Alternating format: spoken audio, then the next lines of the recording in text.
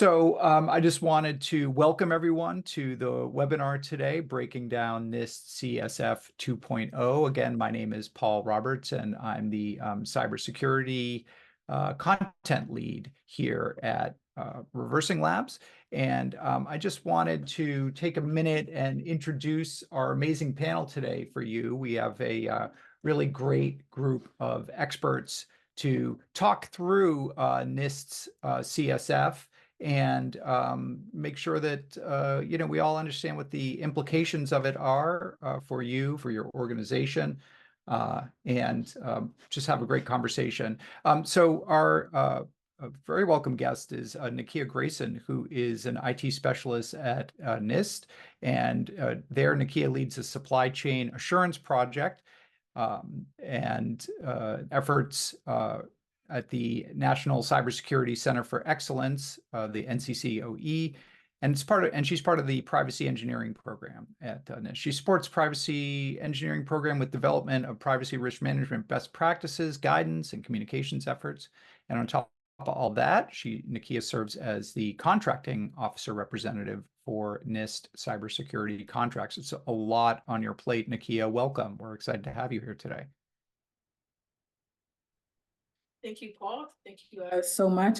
Thanks for ReversingLabs for putting together this webinar, and thank you for inviting me to speak about the NIST CSF 2.0. We're really happy to have you.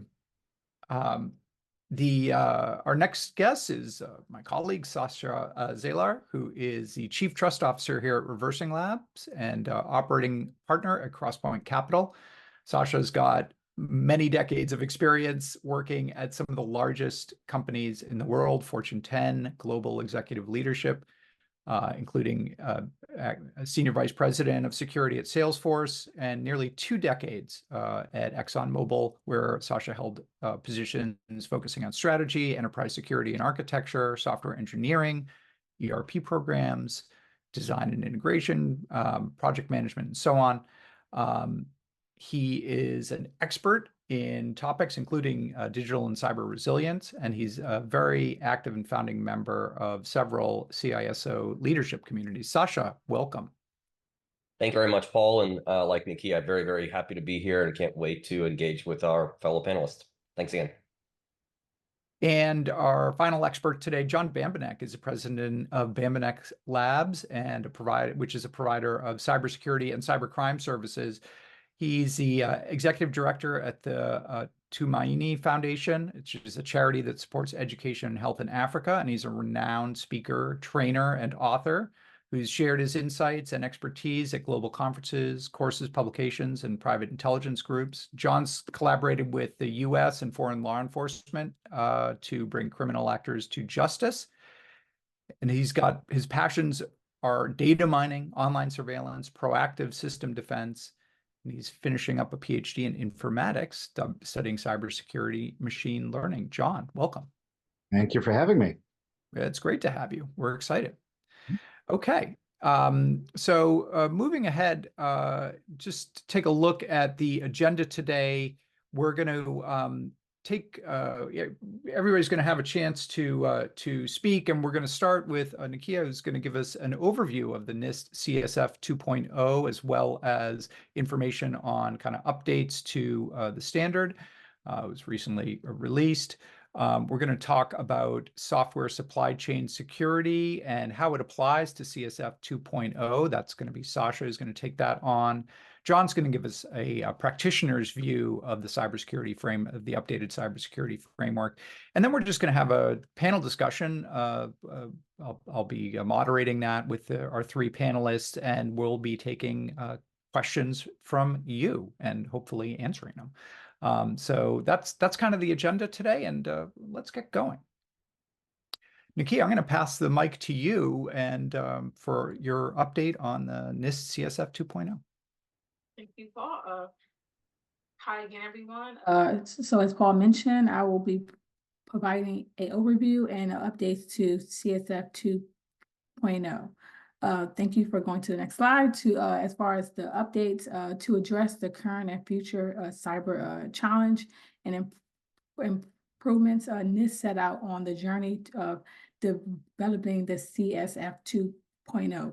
Along the way, NIST has got a lot of feedback from you all, our stakeholders. We put out a formal request for information. We held several workshops, smaller meetings, and again, we got feedback from like users and non-users alike. And then we also had put out draft documents for public comment, so we can work on finalizing the document to CSF 2.0. And this all came about too as well. Like we took the similar approach while we're updating CSF 2.0, like we did for CSF versions 1.1 and 1.1 as well.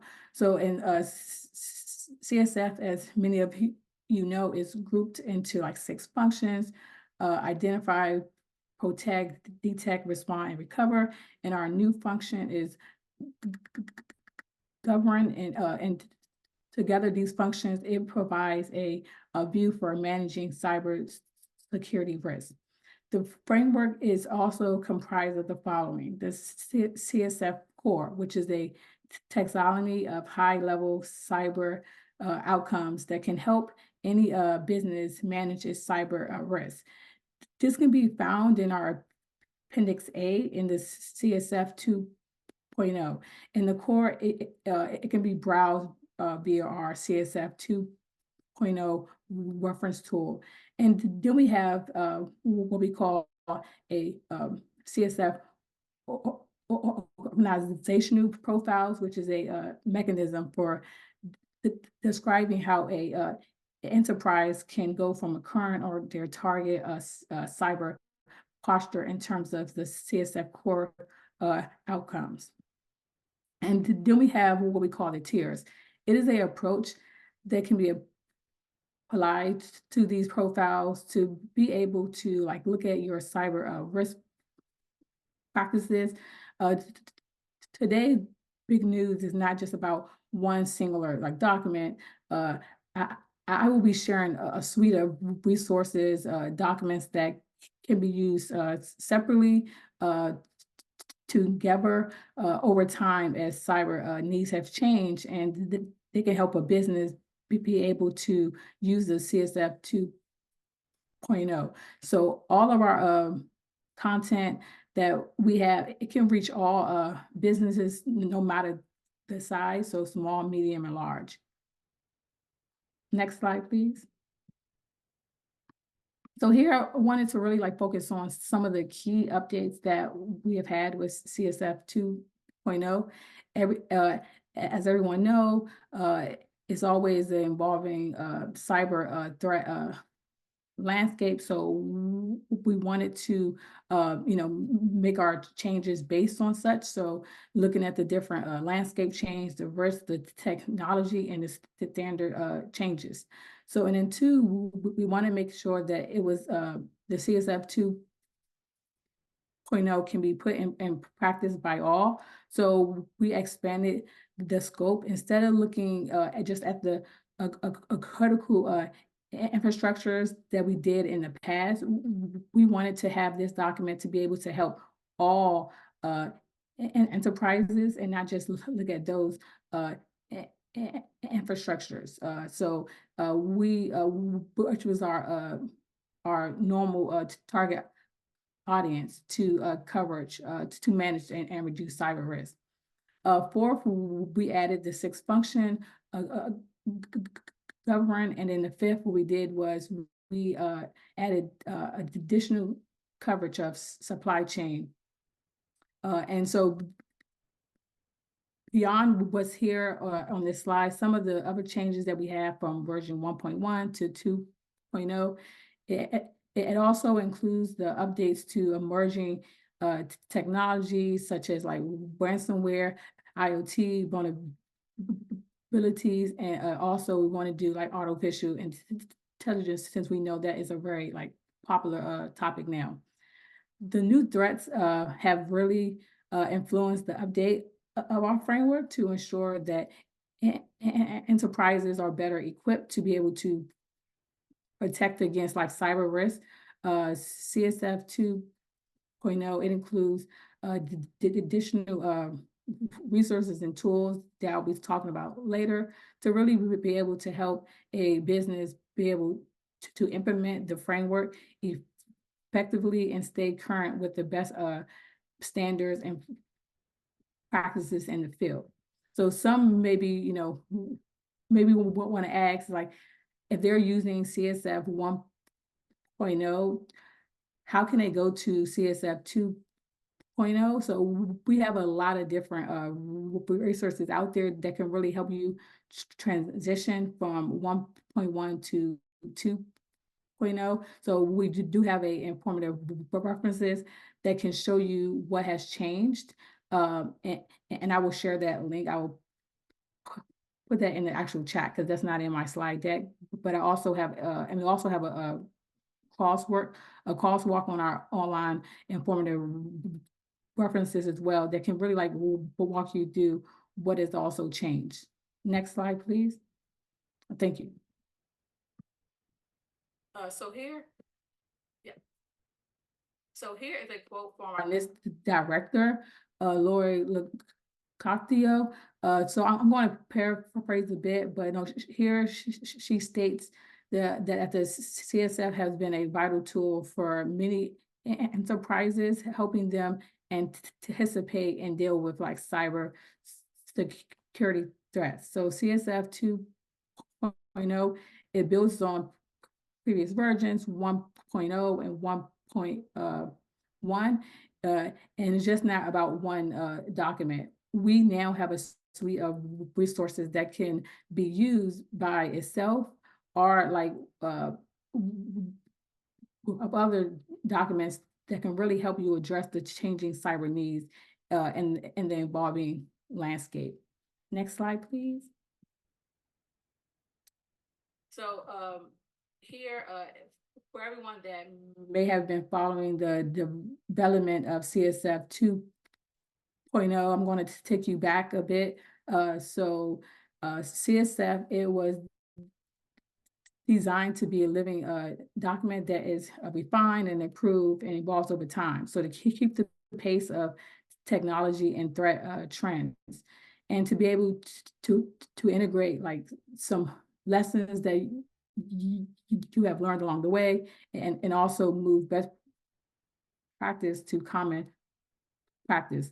The first version of the framework, CSF 1.1, it was released in 2014, and it was later updated in 2018. That's CSF 1.1. And this again, it was updated to reflect the ever evolving cyber landscape and to help like a business be able to more easily and effectively manage their cyber risk. So NIST developed a new updated version. That's what I'm talking about right now, CSF 2.0 in 2024, which it was in February of this year that we put out the final publication of CSF 2.0. Next slide, please. So here, wanted to share like some of the outcomes that we have did. Like so this update is the outcome really of a multi-year process of meetings, public comments, aimed at making the framework more effective. So the CSF again, it improves on previous versions. We listened to you all, our stakeholders' feedback. We made key updates. We developed new resources and tools and adjusted our guidance based on what's going on in the cyber environment.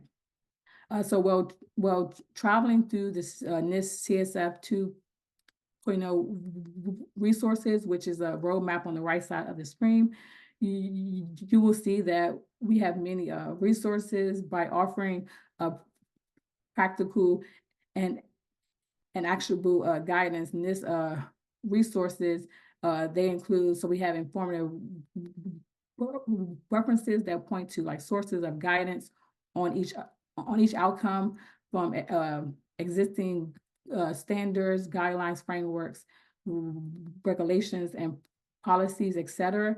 And then we also have implementation examples that really show you on how to ways to achieve each outcome.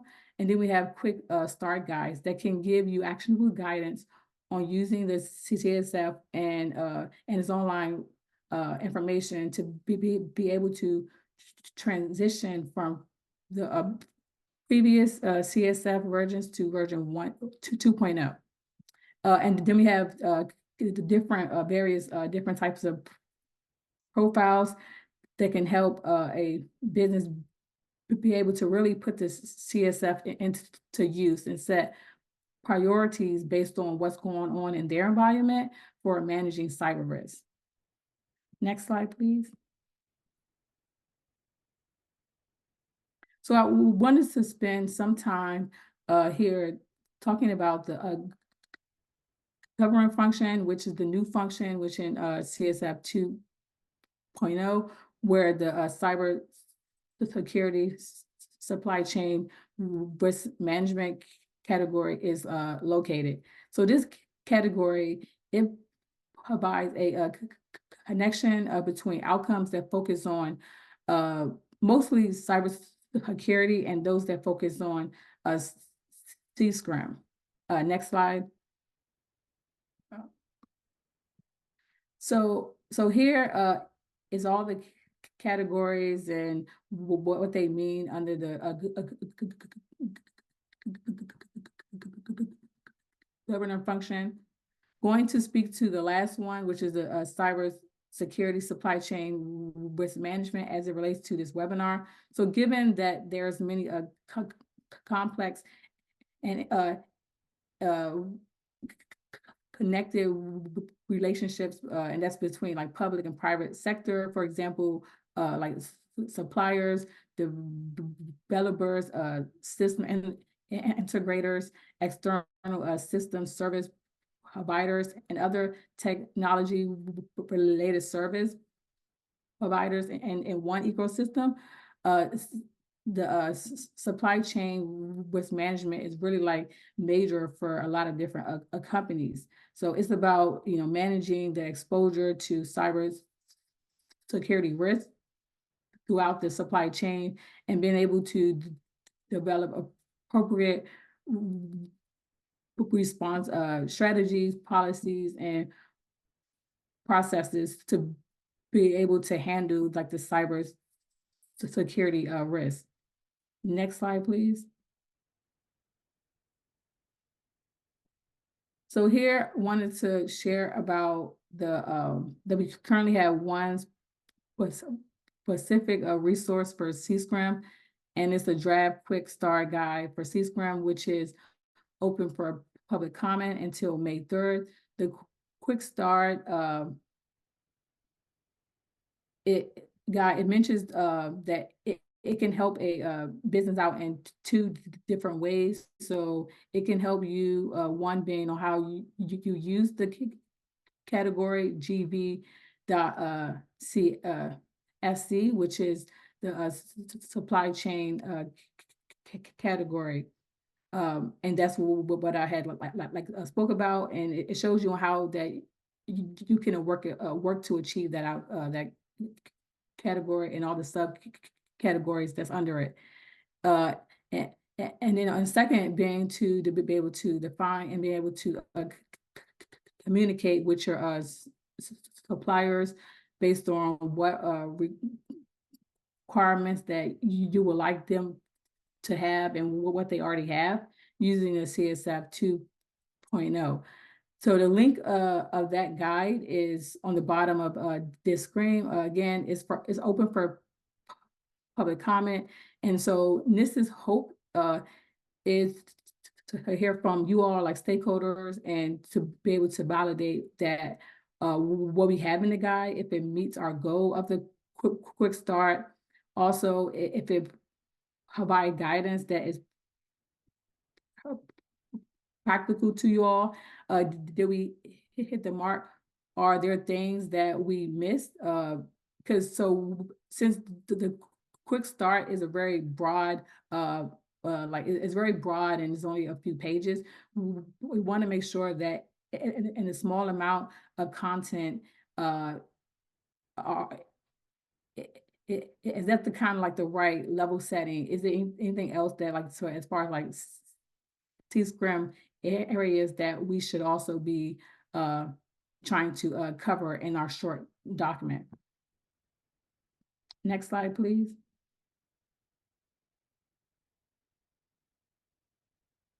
And I see that Wayne had asked a question. So yeah, my slides, I'm happy to share them out, and it will include all the links that I'm talking about.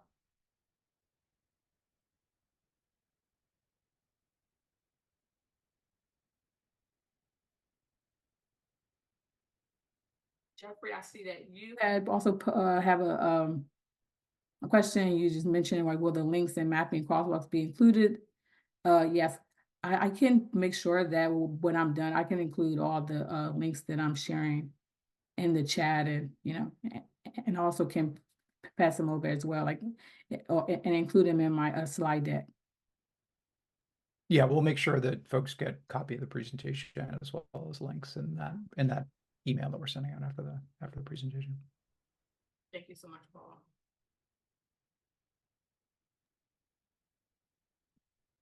So here is some of a handful of our CSF 2.0 resources that I mentioned that we have several.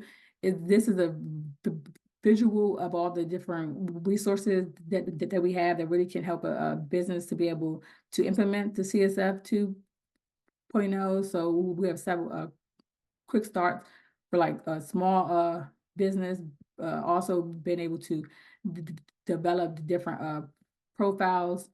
And we also have a new CSF 2.0 reference tool that can really help you implement the CSF and allow users to browse and search and export data and the details from CSF core guidance in like a machine readable format. And in addition, the CSF 2.0, it offers a catalog of the informative references that's also known as our online informative references, OLIR, that shows how their current actions map onto the CSF. This catalog, it allows for a business to be able to reference the CSF guidance to more than 50 other cyber documents, such as our NIST SP 1800 like documents, and then SP 800-RAD5. And then we also have a tool called the Cyber and Privacy Reference Tool, which for short is CPRT, which it includes all of our NIST guidance documents and other NIST resources, including the CSF, with other popular resources. It really is more, so this can target to several different people, like C-suites and experts, so that they all know how to have a conversation at all levels. Next slide, please. So I just wanted to point out, because I know it's some people that's joining, like it's people joining from all over the world on the webinar, but we wanted to point out that the CSF 2.0, it has had like a lot of like impact. We've heard a lot from several stakeholders about their use of CSF 2.0. Now there's only been out for a few months, but we've heard a lot of great feedback. As far as like CSF overall, it has been widely adopted all over the world. Versions 1.1 and 1.0 have been translated into 13 different languages, and NIST expects that the CSF 2.0, it will also be translated by volunteers around the world. Those translations then will be added to NIST expanded portfolio of our resources.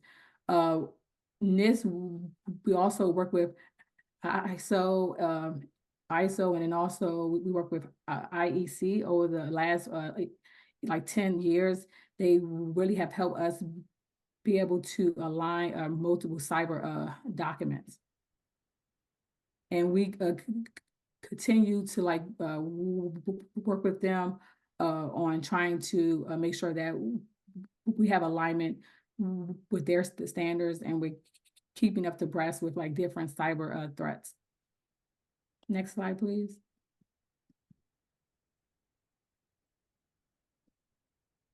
So around the same time that CSF came out, our NIST's National Cybersecurity Center of Excellence launched a framework resource center. Since the start of CSF, our framework profiles really has been a major component of our work. We have helped a lot of different groups to be able to implement the framework in ways of a community profile. So this term, it came about with CSF 2.0 to be able to distinguish the from a organizational profile, which I talked about, and a community profile. So what you all may be used to is a profile that just like being able to assess the current and target. And that's normally what a business will do on their own. And that's like internal. That document won't be published. But at our cyber center, we have various community profiles, which are like based on a sector, subsector, a group of folks that have a shared interest and goal and being able to manage their cyber risk. And we work with them to develop a profile on how we can mitigate like different cyber threats that's going on in their sector or subsector. And these profiles, they are published online. And so far, we do have 2 profiles that's published. One is on a finance sector, and one is on incident response. Next slide, please.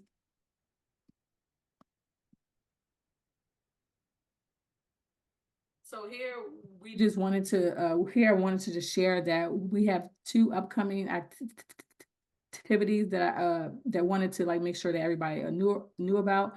So we actually have a webinar this afternoon on CSF community profiles, where the primary focus will be on how groups can develop community profiles and how they can get started. And we have we'll also be sharing examples of existing profiles as well. And we'll have a group, Cyber Institute, Cyber Risk Institute, that they'll be sharing on how they updated their profile from CSF 1.1 to 2.0. At the bottom of that, I do have the link here on how somebody could sign up if they would like to attend.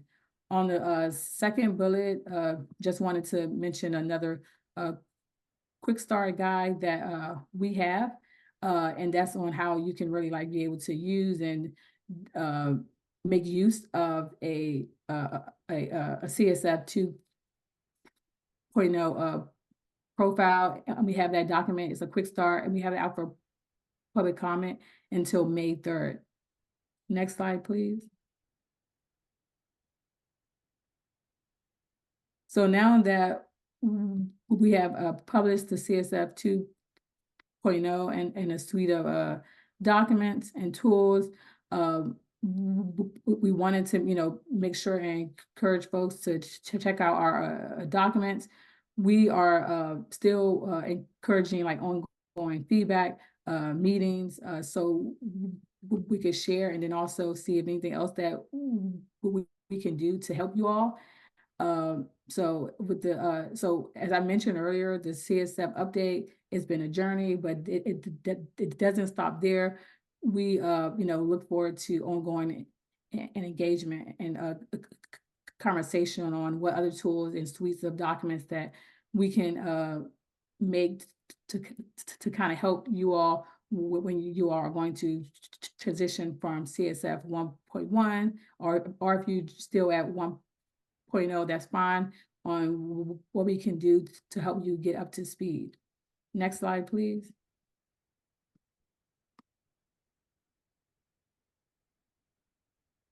So there are many ways to engage with the cybersecurity framework update process. So here, it's our link to our webpage. So feel free to be able to browse the CSF website to get like any latest news on projects, events, resources, and other ways to weigh in. You could join a workshop. So NIST, we host several different workshops and events like very often, and we post video recordings from our past events. So feel free to visit our news pages, and then feel free to also subscribe to our email updates, so you will get an alert on any of our upcoming events or upcoming like newsletters that we have coming out. And if any time you wanted to engage, feel free to send us a note at cyberframework@nist.gov. And again, we encourage like ongoing feedback and for you all to stay in touch. And our webpage is here, nist.gov/cyberframework. Nakia, thank you so much. Nakia Grayson from NIST, and your talk generated a lot of questions, which we're going to get to hopefully by the end of the talk, end of the session today. So thanks so much. It was great. I think gave us all a really good sense of 2.0 and where it came from and where it's going. Next up, Saša Zdjelar, who is going to talk to you about software supply chain and the impact of CSF on software supply chain governance. Saša, take it away. Excellent. Thanks, Paul. And thank you, Nakia, for the wonderful intro to this topic. So before I get started, I want to actually tell you a little bit about ReversingLabs, because I think it helps set up the context for why we feel so passionate about this topic and why we even think that in some ways, maybe we're having some of the wrong conversation in the industry and where we can help. So, ReversingLabs has been around for actually just celebrated 15 years. So 15 years and maybe a month, something like that.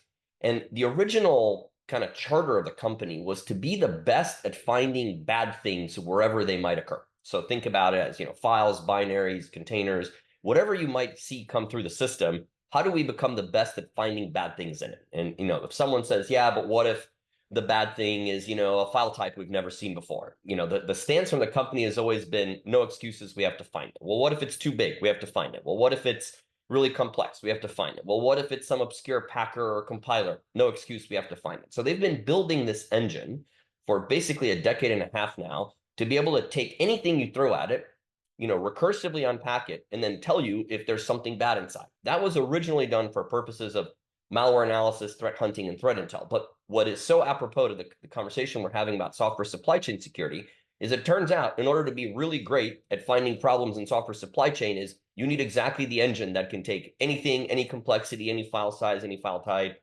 any packer or unpacker with no excuses and tell you what's inside. And if the things inside are good or bad, give me 100% of everything. So no kind of manifest based or declarative, SBOMs that are incomplete, 100% complete must be, and a verdict and analysis and context for everything in that software bill of materials and every component, whether it's commercial or open source, tell me if it's good or bad. So I know what I'm about to put into my system or my environment. That's what makes us so passionate on the software supply chain topic is sounds like, we kind of stumbled into the fact that we've been building the perfect technology for this for a decade and a half now.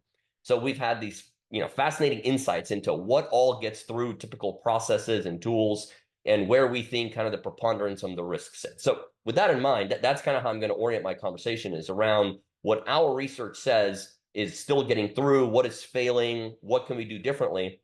So we were thrilled when NIST 2.0 included a governance section. So if you've been, a practitioner for a period of time or involved in GRC teams, governance risk compliance, you'll find that it has some compliance, a sprinkle of risk, and usually no governance. what's great about NIST 2.0 is it brings, or CSF 2.0, is it brings front and center the concept of governance. So I used to work at Fortune 1 for a couple of decades and Fortune, whatever it is, 28. So I have a lot of experience with what it looks like when you have, near unlimited resources and budget and time. And so you get kind of good at this governance concept. But if you're much smaller and you're working on a more finite budget, of resources and time and everything else, getting to governance can be hard. So it's great that a framework like this is starting to push that. But what does it actually mean? And I'll also point out, Nakia did a great job of covering, the new components of governance. So think about this, we have policy, and stuff like that. And those are all kind of the principal, maybe pillars of how you should think about governance. But within that, you may have insider risk, and AppSec risk and, network intrusions and all kinds of things. Think about what it means for NIST to have called out software supply chain risk as a standalone section. I think it's consistent with our own findings that this is an area that has had the greatest growth in breaches and compromises, and has probably been kind of the topic du jour since, a lot of people would say SolarWinds, but I would say go back to 2017 when you had NotPetya and WannaCry. Think about what that was. That was specific Ukrainian tax software called Medox. That was a commercial software package that some companies used. And it was the kind of one of the first, most broadly socialized or global software supply chain attacks. Then a few years later, we had SolarWinds and others. But, here as Gartner calls out, we see that we've seen this triple digit increase. Our own data suggests it's over 300%. And then there's some other data that suggests that there's another 2,600% rise in attacks to components, either commercial or open source. So it sort of started to dominate the security conversation for the last few years. And that's what we want to have a conversation about today. So next slide, please. Okay, so the topic that I want to spend time on today is, I mentioned we might be having maybe the wrong or maybe misplaced conversation. So I want to call your attention to the most prominent software supply chain incidents that we've had in the last now 7, maybe 8 years. So think about, again, Medox was maybe the first one where we'll start. But since then, we've had SolarWinds, 3CX, CircleCI, Kaseya, MoveIt, Okta, Microsoft, Ivanti. There's probably 10 more that I'm forgetting. What do all of these have in common? What they all have in common is they're all commercial software. We are kind of overly fixated on having a conversation about open source. And, a lot of people will tell you, oh, well, 80 or 90% of software out there contains open source. Yes, but open source is not what your company runs on. Your company runs on commercial packages. Do those commercial packages have a lot of open source in them? Absolutely. But the minute you wrap a commercial compiler or packer on it, and you have commercial terms and everything else, it becomes a black box to you. Black box. So think about, platform we're on right now, right? We're on Zoom. You buy Zoom and you get zoom.exe from the vendor. How do you know what's in it? How do you know what's in it? How do you know? And guess what else it's leveraging, right? Now this platform has some amazing capability with AI, semantic analysis, and it takes notes for you and who spoke, to whom versus with whom. It's giving you suggestions on how to improve. So now it's reaching out to AI and LLM models. How do you know what other products might be if they're not advertising it overtly? How do you know what terms you've accepted? How do you know what components they're using? So, the conversation I want to have about here is, think about your software supply chain risk as not only an open source problem. Of course, there are massive open source problems. We just had one a couple of weeks ago, XZUtils, and I think John is going to, touch on that quite a bit later. But, the preponderance of the risk here and the stuff that is actually leading to giant breaches in companies is commercial software. So how do we think about that? Next slide, please. How do we think about that in the context of other changes that are happening in the industry? So think about what's happened since the SEC came out with kind of the first Wells notice against the CISO in SolarWinds. Since then, there's been a completely kind of different perspective. It used to be the case, jokingly, you might have heard CISOs or others say, well, look, it's better if I don't know, right? It's better if I don't know, because ignorance, if I know, then I have to do something about it, but it's better if I don't know. Well, you're no longer being, I'll call it judged or held accountable for what you knew. You're now being held accountable for what you should have known. They don't care that you didn't know. They care that you should have known. And were you asking the right questions? were you gaining the appropriate insights? Not, did you simply ignore the problem sufficiently and not ask the question and therefore ignored accountability?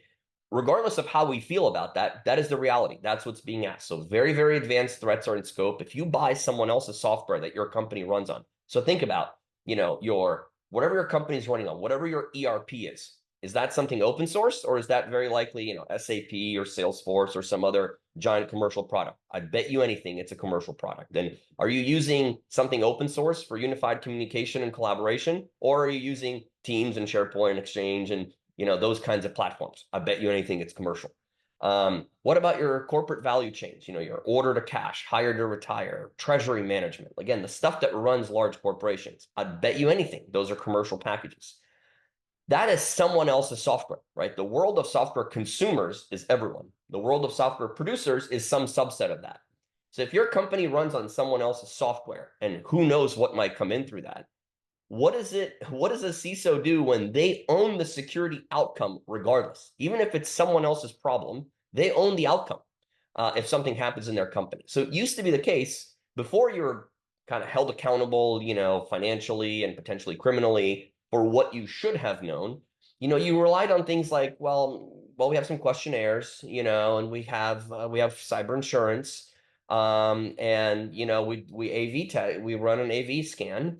And also we have some external scoring, tools that score the company. And I was in a recent forum actually, and a group of 60 CISOs basically rebelled, against one of these scoring providers and said, yeah, but what leads to a breach in my company is not you as a company, it's your product. So the fact that you have an A- or, a B for your email or whatever these scoring things are has nothing to do with how I'm going to be breached. I get breached through your product running in my environment. So think about, if you're a leader or a CISO, what actual controls do you have to address the historically black box of someone else's software in your environment? Also, you have, spotlight on crown jewels and critical assets. NIST CSF was created in the first place to address initially critical assets. I remember, in a former company, I was involved in some of those early discussions with the White House over crafting the very first CSF 1.0. That was exclusively focused on critical assets or critical infrastructure. Now it's fantastic that NIST is broadening and making this framework available to others who want to, implement it. It's a great framework to run their non-critical infrastructure companies. You're being asked increasingly to provide controls for binary files or packages. And again, that's expected. It's not what you knew, it's what you should have known. So again, what are you going to use to figure out what risk is coming in? So let's keep, I'll say picking on, although it's obviously a great product, but we're on Zoom. So let's use Zoom as an example. When you get Zoom.exe, okay, and I've talked to people, and I used to be a buyer as well. I probably bought 3 of everything sold at RSA relative to AppSec and tooling in that space. And if someone said, okay, I feel fine, I have all these AppSec tools. Okay, well, let's take each one. So what do you have? Do you have SAST, static application security testing? Yes, we have that. Great. What is your SAST tool going to tell you when you get Zoom.exe from a vendor? The answer is nothing, because you don't have source code. It's not your code. SAST tools are useless. Okay, well, what is your DAST tool going to tell you about Zoom.exe? Again, nothing. It's not a web app. It needs to already be installed. So again, nothing. Well, do you have SCA? Oh yeah, we have all the SCA. Okay, what is your SCA tool going to tell you about Zoom.exe? Well, so I guess nothing, because it's not open source. It's a commercial package. So by the time you think about it, nothing in your existing AppSec program actually adds meaningful value to managing the risk of your software supply chain coming in. So new solutions or new way of thinking is needed. And people don't necessarily realize that. They think they've invested in all these things over the last 10, 15 years. Turns out none of them can help you in this case. New solutions are needed. And there's plenty of other things. Right now, product security is becoming a component of AK reporting. So you have to attest, if you're a publicly traded company, you have to attest to, part of the risk for investors is what risk you might be selling to others or you might be shipping to others. How comfortable are you attesting to the fact that you may or may not be shipping someone else, a malware or an implant or a backdoor or, tainted AI models or something that's been prompt injected or, a license type that's a violation that you shouldn't be doing commercial business on that license type? Do you know definitively that you have agreements with all the third parties who you've kind of baked into your product, whether it's open source or commercial component. So there's all this new risk that exists that previously you weren't held accountable for. You are now, and it's part of SEC filings if you're a public company. And again, all of that in totality just means the potential is everything up to and including criminal liability, which is a completely new paradigm for CISO that did not exist until just recently. Next slide. Yeah, so, the interesting thing here, one of the other new words that's being introduced is this concept of the standard of due care. So back to my you should have known, or what should you have asked, is what constitutes due care these days? Or what will, let's just say in the most egregious case, what will be defensible for you in court or in front of a panel of regulators one day when you say, I exercise due care? What is considered due care? So, I just talked about some tooling that's more legacy or historic in this space. And it's things like source code, analysis tools or scanners, and generally vulnerabilities or CVEs, in other words, known vulnerabilities. That's what traditional AppSec can generally tell you. We would argue that the new standard of due care includes a lot more. It's things like, does your product have malware in it?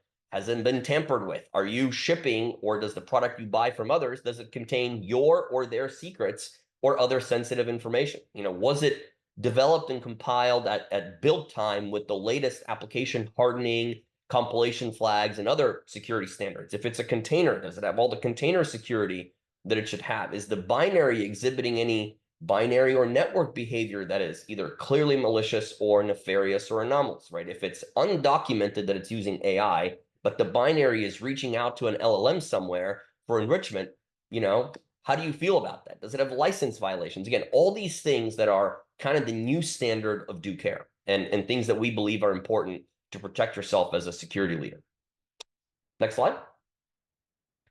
Yeah, and so what we would kind of position here is that something new is needed. That new something is effectively think of it like a final exam for software. Again, whether you're buying it, so it's the thing you check before you sign on the line, right? Before you commit to a contract, before you actually purchase it, certainly before you deploy it, is know what's in there. Now, the vendor can claim something, right? They can say, well, it's generally these things, and here's our SBOM, but you should be able to kind of trust but verify. You should be able to confirm on your own, right? They say it's absent of these things. Is it really? What does our analysis say? So think of it as like the thing that happens at the end, or if you're a buyer hopefully the beginning, but if you're a producer, software producer, it happens before you ship the product to other customers. So why at the end? So think about how a product is built, right? It's some first-party code that your developers write. There could also be some first-party contracted code. So even though it's kind of folks you're paying, they're contracted, so they may work for a kind of a lower cost, code shop somewhere else in the world. And generally speaking, when that code is shipped to you for inclusion in the product, it goes through different scrutiny. Let's just put it that way. It doesn't go through your typical CI/CD pipelines, your tool chains. So there's first party and first party contracted. Then there's also third party open source. There's third party proprietary, third party commercial. I don't know of a product on the planet that doesn't bake in at least something like infragistics for crash analytics and performance monitoring, right? So there's components that you're going to be adding to the product as it's proceeding down the CI/CD pipeline, except it very quickly exceeds the capability, again, of that traditional AppSec tooling, because it's either commercial, therefore your open source stuff can't handle it, or it's someone else's code, your SaaS tools can't look at it, or it's not a web app and your DaaS tools can't look at it. And keep in mind, all of these tools, even if they could look at it, they're not looking for things like malware and backdoors. They're looking for things like cross-site scripting and SQL injection. Also important, I'm not minimizing the importance of those, but it's not the only things that are important, and it's actually not at all the way that the last 6 or 7 years worth of breaches have played out. It's just been a different types of attacks. So we would advocate for the need for this sort of final build exam, whether you're a software consumer or producer. And lastly, an analogy that I'll leave you with is, I think the car analogy is a good one. Think about how a car gets crash tested, right? They don't crash test the hood by itself and the seats by themselves and the volume radio knob by itself and all these things. They put the final product together, and then they say, we need to see how this system performs as a whole and how these various components impact each other in these sort of critical moments like a crash test, because they could have impact on each other. That doesn't mean that those separate components, the volume knob and the hood, don't have their own unit testing and tolerance testing and things that they test for early in the cycle. But there's a reason why the system, only when built as a whole, is what gets crash tested, because that's a simulation of what it will be like in your environment and what you will be using. So think about that as kind of a useful analogy for how you should think about your software supply chain and software testing. Okay, on that note, I'll wrap up. Thank you very much for listening. I'm happy to answer questions now in the Q&A, and I'll hand it over to John. Great, Saša. Yeah, we got some great questions. John, take it away. Thank you. So, my role here is to talk a little bit about the practitioner's view of this framework. And to kind of research, I wanted to see what other people were saying about CSF 2.0. I know what my viewpoint is, but I've been out of the enterprise world for, I don't know, about 10 years. And a lot of practitioners, the people who are highly technical, really were found the governance piece very appealing. And I know 10, 15 years ago, if you took technical professionals and said, here, let's talk governance, they'd be kind of, it's a nice thing to have, but not very interesting. And the reason that that's important, right, is there's a general reluctance in any business to implement anything that slows down, IT, the business developers. If you think about DevOps, DevSecOps, or the cynic in me, says in DevSecOps, the sec is silent because move fast and break things. Well, the reality is we break things. Governance takes it back. It's like, how can we do things in a way that keeps, the business or the enterprise is safe, right? And really, it's cyber risk is business risk, not just an IT problem. So to go to an earlier question that was about 30 minutes ago, the Cyber Safety Review Board's report on the Microsoft breach and does CSF 2.0 address how to stop it?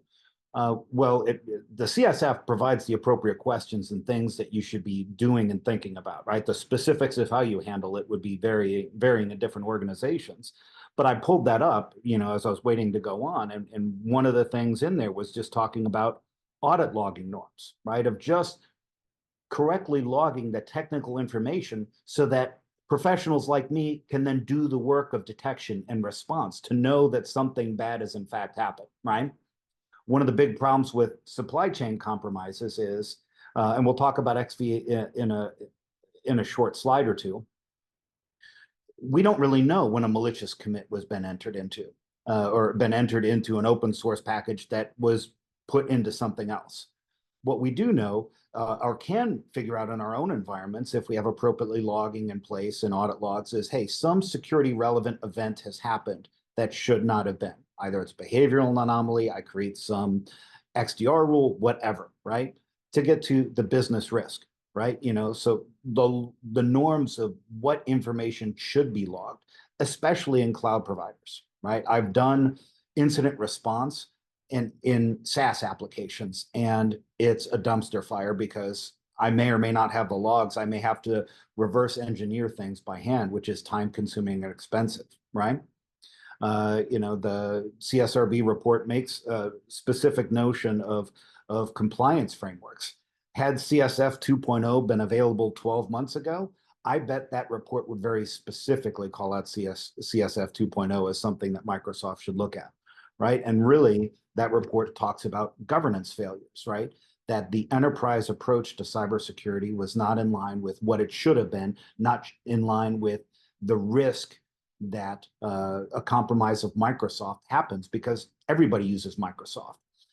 We don't think of it as a supply chain risk because Microsoft is so huge, right? But a compromise of that scale, especially in the cloud services now offered, is extremely important, right? But as a practitioner, when I looked at this, I see here, I can point to NIST. Here are the things that NIST says I should look at. Now we can have the technical conversation, right? Because NIST says, oh, by the way, detection means we're identifying risks and detecting misuse. Now we can have the conversation of, hey, what is due care of doing this versus do I have to do it at all, right? To go to Saša's earlier point, ignorance, even especially intentional ignorance, is no excuse, right? Now it's, hey, we've got to do this. What is the reasonable way to go do that? Because of course, I can spend unlimited amounts of money on security, but that's, not within the realm of anybody except intelligence agencies. So now we can have the more specific conversation. These are all the things I need to do. So if I'm thinking about a specific application, how am I detecting misuse of identity or account takeover? How am I detecting, malicious use of authorized functions? Am I seeing unauthorized things happening within an application, and so on and so forth, right? To get to business risk of what is expected business harm if these bad things happen, or if I fail to detect them happening. Next slide, please.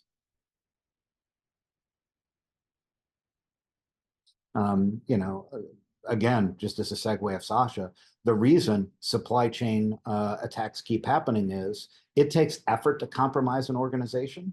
But we saw with MEDOC, right? You can get well beyond what their expected victims were, right? MEDOC was attributed to the Russian government picking on Ukraine, what was it, 2017? So 7 years ago, give or take, as kind of playing to prepare for the unpleasantness that's going on now. But MEDOC, because of how enterprise global multinational firms didn't implement best practices around networking or segmentation, it became a very global outbreak, even though it was really regional intended. And that captured a lot of people's imaginations, is that really I can get victims all over the world and then pick and choose who I want to go take the next steps with. We definitely saw that with SolarWinds, where I think in my research in passive DNS found 1,400 some odd victims, but only maybe a dozen really got the time and attention of that adversary who was behind the SolarWinds breach. Next slide. Right. So XV, we talked about this. This was, a long effort of somebody to undermine that campaign to place malicious code in major Linux distributions, right? It could have been far worse than what it was, but in Linux, it's fairly easy to figure out, hey, this vulnerability is in there because it's this version, right? A conversation we had yesterday, and I didn't actually get the time to check, is how can I figure out which version of XZ is installed in Windows in the Linux subsystem, or Bash or whatever they call it now. I'm more of a Mac and Linux guy, so I don't know the precise terms that Windows is using these days, but you can get Linux utilities kind of cooked into the operating system now, or Zoom. There was research I saw in Security Intelligence, a security blog, right? Log4j is pretty dated, but they had an article published in February, right, 2 months ago, that 40% of the downloads of Log4j that they're seeing are still the vulnerable version, right? Because there's so many automated build tools that nobody updated the version that they're querying, and we're still deploying vulnerable versions out there, right? It kind of goes down to this near miss of XZ is a reminder that we're relying on a lot of open source software to be put into commercial software. And if they're not managing that problem, right, then that also becomes a risk. How do we find it? Or how do we find the misuse of vulnerable components inside a third-party tool that we may not have the source code or the SBOM to, right? There was an earlier question on, do software agreements cover this? One of the great things about NIST and CSV, you have kind of an inherent authority you can point to. Hey, I want to see some letter of compliance that you, software vendor, or you, SaaS company, are adhering to CSF 2.0. And right now, it's probably going to be self-assessment, but as cybersecurity insurance companies come in and others, while there's adoption, and it's great to see that there's international cooperation with NIST, that this may apply elsewhere, at least in the Western world. When you get to that critical nexus, I, as a small company, probably can't demand Amazon or AWS say, I want you to write into your contract that you're complying with CSF 2.0. But I can download my Amazon's SOC 2 audit report, right? If we can get to the point where it's a commodity, just like a SOC 2 compliance report of CSF 2.0, we're moving the ball forward in answering that question of what should my third-party vendors have known to prevent that supply chain compromise, and likewise, me as somebody who provides threat intelligence data, what should I have known in the services I provide that may increase enterprise risk? Go ahead, next slide. So one of the other things that intrigued me that I got out of looking at the CSF 2.0 framework, right, is the continuous assessment. And it's something we've kind of played with over time. But the reason that it's important is I've been involved with the Internet Storm Center with SANS since the beginning. And we used to have a metric that was published of how long it would take an unsecured Windows system to be placed on the open internet until it was compromised. And 20 years ago, it was minutes. But if you think about how we're doing red team assessments, right, or even vulnerability scans, you know, so we'll do a penetration test quarterly or with major releases. But the cycle is much faster than that, right? Now, inherently, what we do is reactive, right? You know, as a threat intelligence provider, I need to go find malicious infrastructure and then create automation to provide that data to my constituents, right? You know, it relies on my research. But at least if you're managing the vulnerabilities and the, you know, the need to continually evolve detections, getting the audit log data, you know, looking for malicious software that's somehow included, right? If you can do that quicker, it's still reactive. But if I can respond to the initial stages of an attack within an hour, I can greatly mitigate the breach, right? The life cycle from foothold to data exfiltration to ransomware to data being on a dark web leak site, right, is still, I mean, fairly long, right? It's not something that can be accomplished within 5 minutes. But if I can start finding that misuse, or finding the, you know, that, hey, I've got a malicious library in here with a backdoor, and looking for something to say, hey, you know, Zoom.exe is, instead of just reaching out to Zoom servers for web conferences, all of a sudden reaching out to malicious infrastructure in pick whatever part of the world you're in, or it's running other binaries that never ran before. Those are the kind of things we can start to detect and have some of those tools, right? So how can we take something once it's known, and how fast can we address that as an organization? So to answer Don's questions, actually, I talked to a reporter about that yesterday or Friday, right? The question is the breach at MITRE's, I forget what they call it, NERF. It's their rapid prototyping environment.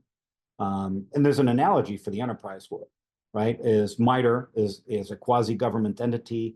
There's parts of it that's classified, highly secure. They created a research network so that it was possible to have non-standard software loaded on it, to have third parties, external entities collaborate, right? But not do anything overly sensitive that got compromised, right? So in part, it's like a development environment. It was just done in a quasi-governmental lab that got breached and got caught, right? So the question is, you know, was there actionable lessons learned there?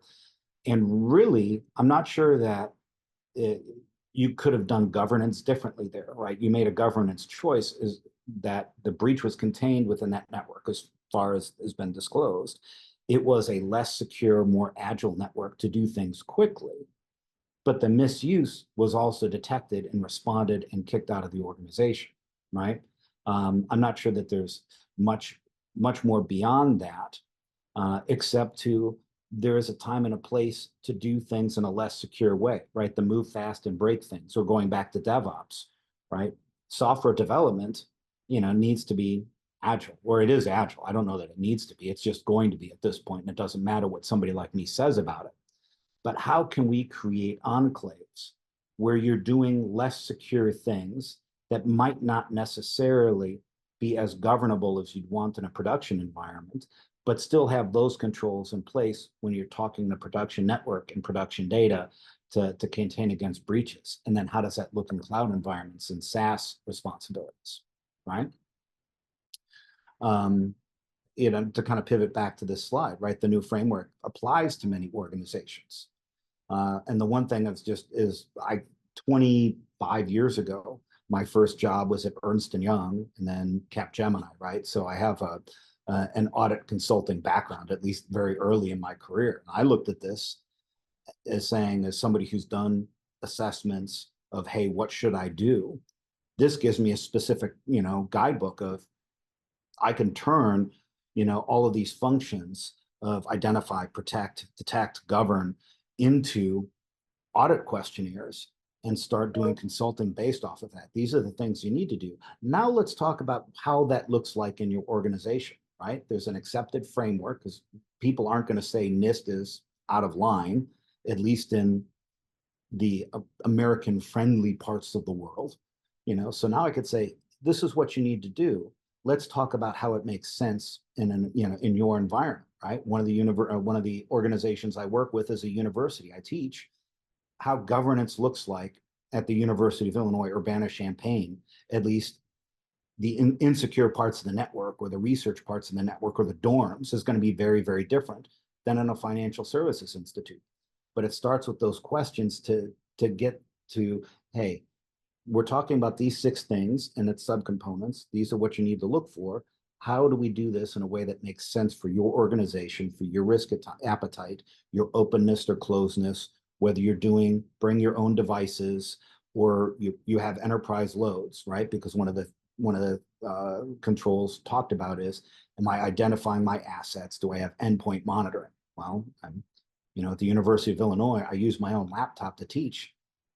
There's no endpoint monitoring, but that's an acceptable risk decision. So it gives that consulting class that framework to start with, because 10, 15 years ago, it was really creativity. You hired one of the big 5 firms, they had their own questionnaires. It mapped to things like PCI and HIPAA. But as we know, the breach information, the confidential information, and the harm that can be lost applies to a lot more data than just the regulatory impacting data sets, like payment card information, financial account information, health information, biometrics, so on and so forth. So it gives that starting point to really, here's what we need to do. Let's talk about how we go through all of this to get you and as an organization to do that in a way that makes sense for your vertical, your geography, whatever scope of operations you may have. Next slide, because I think this is my last one. Yeah. John, thank you very much. It was really informative, very helpful. And Saša and Nakia, thank you as well. So we're at the Q&A part of our yes, send your little hand clap emojis, absolutely. We're at the Q&A part of our discussion, and first of all, thank you to Saša and Nakia. You've been online knocking down questions as they come up, and I really appreciate it. So there's some, just go into the Q&A feature on on Zoom, because some answers there, and we'll be including a lot of this in our follow-up material. And we've got more questions that have been asked by folks who when they were registering. So I want to get started and just throw some at each of you, and then some as well from the folks who registered and have sent us questions in advance. So there are a lot of questions. Nakia, the first one's for you. There are a lot of questions along the lines of, how do we do this? We're standing up a cybersecurity program from scratch to, how do we go about implementing this CSF 2.0 govern function? Where do we begin, and what's the best approach to getting this up and running within our organization? Yeah, thank you, Paul. So I would say, as I had mentioned, we have several resources now when we have published the CSF 2.0, and we do understand, based on having meetings with like several stakeholders, sometimes it can be overwhelming to some folks when they're like first starting with the framework, to figure out on where they need to go. So we hope that with our quick start guide, that no matter where you're at and whether you've used the framework at all, that those quick start guides, they can really help you get started.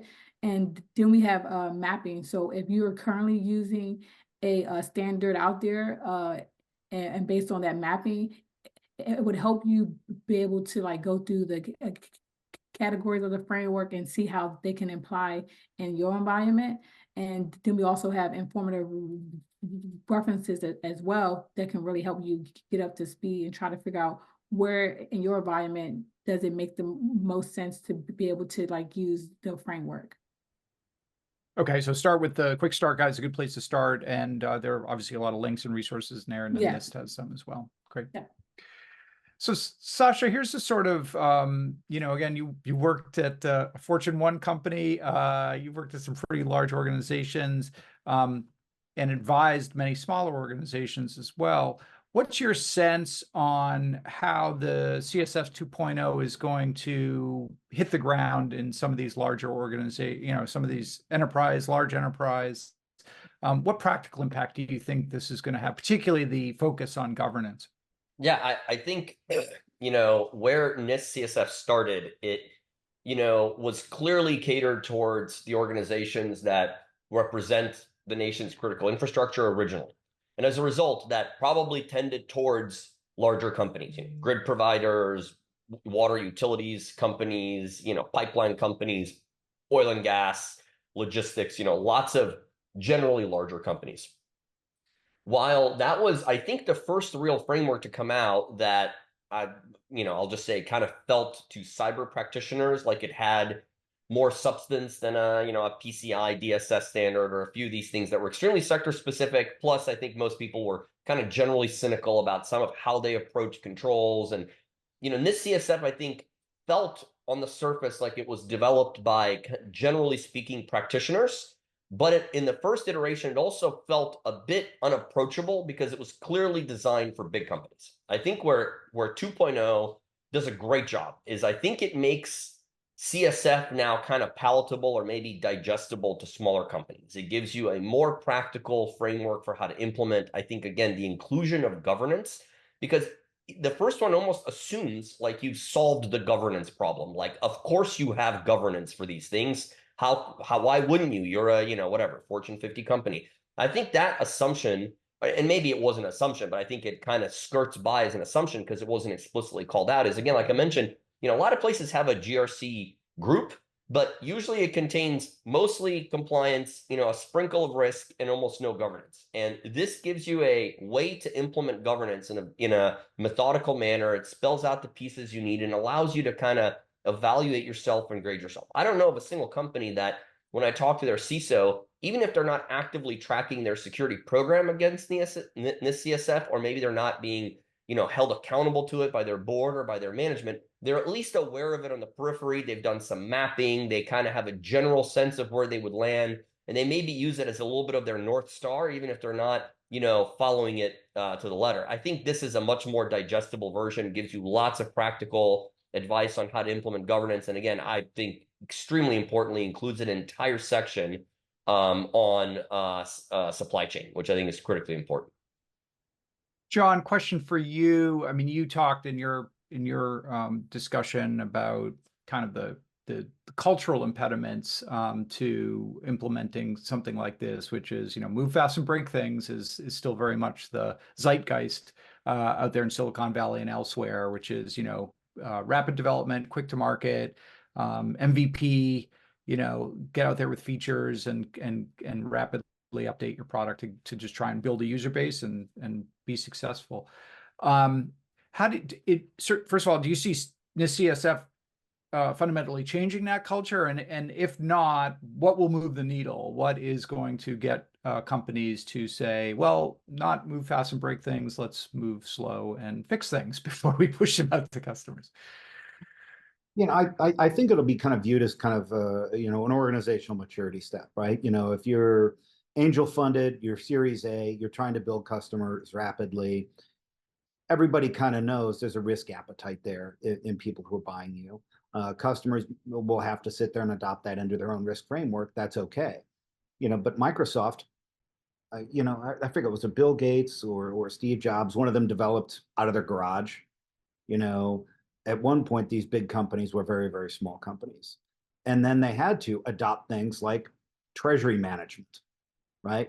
I'm a small business that's less than 10 employees. I can write my own checks. There's no second signature. There's no treasury controls. If I'm 1,000 people, I don't have time to write checks anymore. You're going to put in controls just as you evolve as a company. This is just one more sets of controls that's going to be put in place, right? Because once you're an established company, once you're something akin of Microsoft, you may have started in a garage, but now you're Microsoft, you're listed on a stock exchange, you've got whatever the valuation it is, and the kind of contracts and requirements and the societal risk that come along with you being compromised because everybody else is going down with you. Well, now there's something to point to. These are the things you need to do. And I think you'll see an evolution of once there's kind of a critical nexus of acceptance with a cybersecurity framework, with between contracts, between cybersecurity insurance, there's going to be an evolution of I'm starting to adopt some things, I'm adopting a little bit more. Okay, now I'm an actual enterprise. I need to run the whole thing and accommodate the fact that there's systemic economic societal risk coming along with my product that doesn't exist when you're a small company.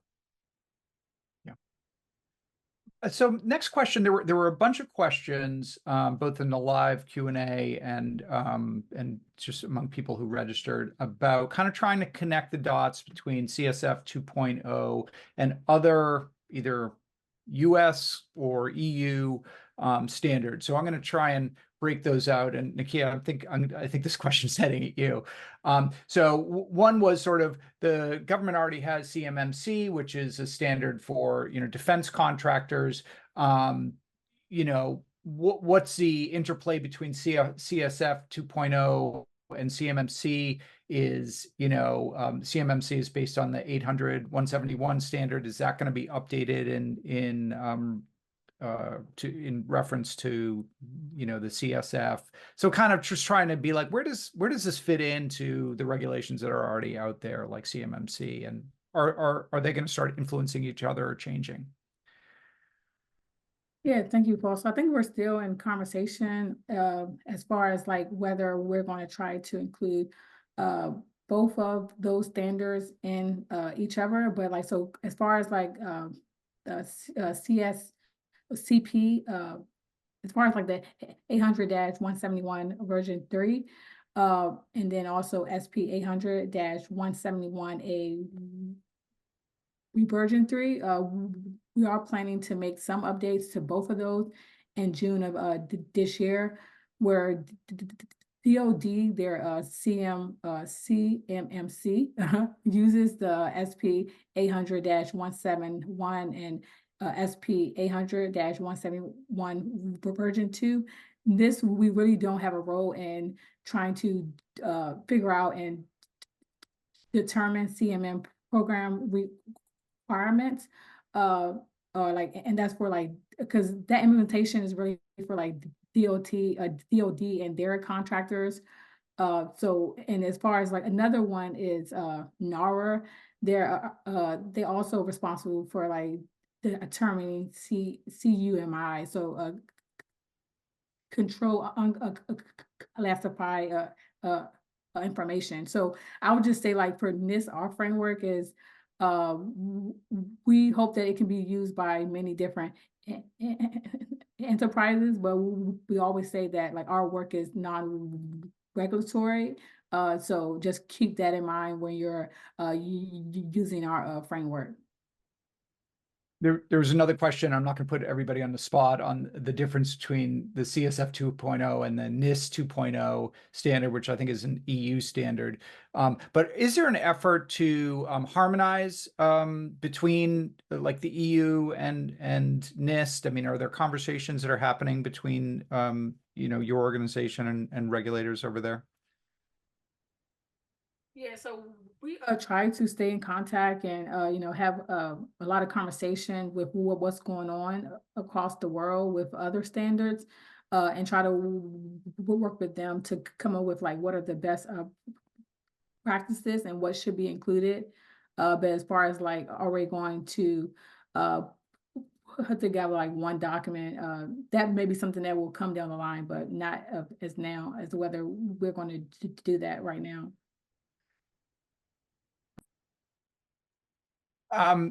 And Saša, this is one for you, which is when you read this sort of NIST documentation, a lot of this is around contractual language, using contractual language as a vendor to, as a enterprise, large enterprise, to get compliance with, you know, your own governance policies and structure. You know, you've been on both sides of that conversation. What would your recommendations be to enterprises that aren't ExxonMobil or the US government, which have huge amounts of money and leverage, but for more ordinary organizations on how to make that happen and not just get the middle finger from the vendor and, you know, sort of forget it, we're not doing that? Yeah, it's a great question. I've been asked things like, you know, am I aware of any sort of templatized, you know, language that exists out there that's reusable? And I honestly don't. You know, all the language that I've ever used, I've, you know, worked with the, you know, IT attorneys or the general counsel for the technology organization to craft the appropriate exhibits and addendums that would over time evolve to address, you know, security concerns. The early versions, maybe 15 years ago, included things like, you know, well, are you checking for OWASP top 10 and SANS top 25 vulnerabilities, right? That was like maybe 15 years ago. That evolved to, you know, we need firm attestations. We want clawback if vulnerabilities of a certain nature are found. You know, so like over time, it became more and more serious. But, you know, I'm not aware of, it actually sounds like a great business model because we've now been asked many times, but I'm not aware of anything out there that's like a, you know, I don't know, Zoom Legal or whatever these services are out there for really good, you know, contractual language to include there. Yeah, I'm not aware of anything out there that's just like, go download it and it's you know, easily used. But I would say a couple of suggestions in principle is, you know, think about how companies are actually being breached and some of the breaches that we just talked about and others, and make sure that it's, you know, what you're asking for in contracts or in the verbiage is oriented around those risks. Again, it just makes it more consumable when you say things like OWASP top 10, because then you don't have to do the work of defining what it is. Someone else already has, so you just point to that. That's fine, and you should include that as well, because there's lots of risks that are in the OWASP top 10 and SANS top 25. But then there's a lot of risks that have nothing to do with vulnerabilities that can be caught by SaaS tools. Again, it's things like, you know, I'll give you just one example of a fascinating question that people have, you know, over time kind of laughed that, you know, I used to include, but I used to because it has, you know, profound implications that may not be obvious. So just asking a question, whether it's in your contract or in your questionnaire, you know, is there a backdoor in your product? And it sounds like a nonsensical question, but you want them to commit to a yes or no and put it in writing. Because if the answer is no, but later it turns out not to have been true, then that's a problem and you have some recourse. And if the answer is yes, then you want to know some information about that as well before you sign. It could be for great purposes, like, you know, a break glass kind of access in case you lose your own account or, you know, forget your passwords or whatever. But you want them on record answering them. Whether the answer is yes or no, they both have implications. So, you know, I would say there are things like that to think about that go way beyond your typical CVEs or, you know, code level vulnerabilities, which again are easy because you can just point at something existing. Some of this other stuff requires a little bit of more of your own hard work because someone hasn't defined it out there. Although I'll tell you, and this is maybe putting the cart before the horse or you know, doing some advertising I shouldn't advance. We've gotten this question enough where while we're certainly not working on contract language, we are working on what a definition of good looks like. I think that's something that is sorely lacking in the industry. If you ask someone to point you to, okay, we understand what bad looks like. There's lots of examples of that. Can you point me to what good looks like for software? Yeah. I would challenge everyone to give me a good answer to that because it's nothing in ISO, it's nothing in OWASP, it's nothing in NIST, it's nothing in, you know, whatever these standards are. There's lots of guidance, but there's nothing that says, here's what good looks like. And there are some good attempts, you know, Secure by Design is attempting to do some things, but again, it's not a definition of good. It's more like a definition of good practices. Now that can still have different outcomes. So I'll just say we are tentatively working on, you know, for providing to the industry what we think a definition of good looks like, because that then could be something that you can point at, right? Imagine we come up with something, and whatever you want to call that, the ReversingLabs, you know, standard of good, whatever that looks like, you can at least point at something. You can say, you know, look, they've published this. is your software like that, or is it like something else? So we're attempting to put a definition around what good looks like. Hopefully that helped a little bit. John, yeah, absolutely. John, Nakia, anything to add to that? Seems like a critical question or a central question here, which is how do you push back against, or how do you get your needs met from your suppliers? I mean, yeah, I know in my case, right, as a small business with suppliers, right, there's not a lot of pushback that I can do. The contracts are the contract, right? For my level of company, there's the cudgel of accepted standards and insurance, right? For HIPAA as an example, the regulation is just baked in that any contract you've got where somebody's touching healthcare data processed on the behalf of a medical organization has to comply. And that's just the rules of the road now. It's taken us some time to get there. So I think given time, right, CSF 2.0 is only about 2 months old. So I'm not even entirely sure there's an audit practice built up around companies that have come in, you pay them whatever you pay audit practices to say, here's your letter saying you're compliant or you're conforming. That doesn't exist yet, right? There's a lot of things we need to put in place before it gets to that level of commodity like a SOC 2 compliance report, right? I use AWS. I can get their SOC 2 compliance report. I can't get much else. I'm not going to get a custom contract, but it's just been baked in and just the accepted framework that now it's just provided, right? And to kind of go back to an earlier question, if the next major breach that's investigated by the Cybersecurity Review Board says, and here are the failings of how the organization didn't comply with CSF 2.0, or if the SEC or FTC start, saying, here, we need to see this, your compliance with these things, that's going to move the needle for the smaller organizations who just don't have the negotiating leverage. So final question, and we're really coming up at the end of our time, but there were a number of questions more or less related to applications of CSF 2.0 to new areas such as AI, large language model AI, as well as OT, operational technology.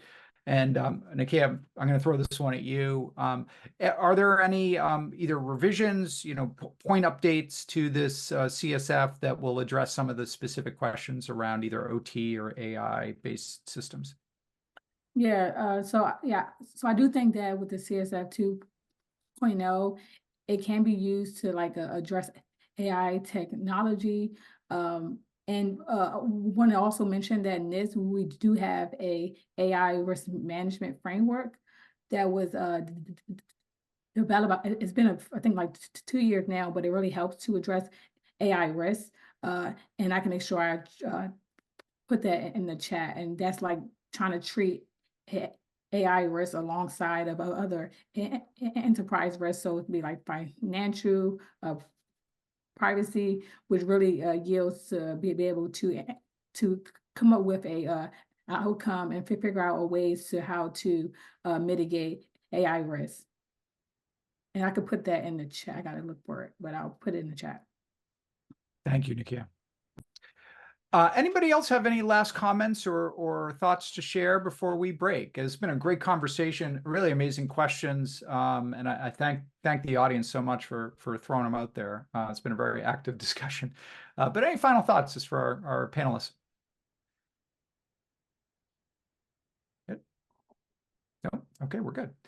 Well, yeah, join me in giving a big either virtual or emoji or actual applause to our guests. This is great. And Nakia, thank you so much to you for coming on. Thanks to NIST for letting us have a little bit of your time. Saša and John, it was great having you on as well. Again, for everybody who's here, we're going to get, this was recorded. You're going to get an email with a link both to the recording, and we're going to give you links to some of the other resources that we've mentioned, Nakia mentioned.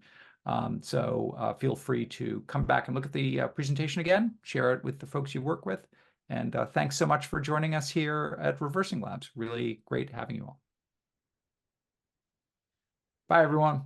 Thanks, everyone.